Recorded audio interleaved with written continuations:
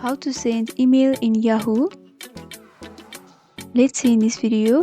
Before getting started, subscribe to our channel and hit the bell icon for more updates from us. Now let's get into the video. The first step is obviously you need to log into your Yahoo account, and after logging in, you'll be able to see the home page or the inbox of your mail like this. So in order to send email, you need to click on the compose option in the left upper corner. Right after clicking on that, you'll be able to see the text fields. In this first text box, you need to enter the email address of the person to whom you want to send the email. And similarly, in the second text box, you need to enter the subject of the mail that you are sending. And after entering, you have to go for third, which is the body of the email, and here you need to type the message or the information that you want to include in the email. And after doing that, you can go for send.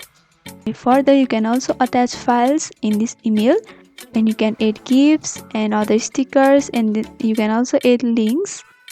And after customizing the email, you can go for send option, and by doing that, you'll be able to send email. So this is how you send email in Yahoo. So I hope this video was helpful. If you want us to make any videos on any topics, then don't hesitate to comment down below and let us know. Thanks for watching.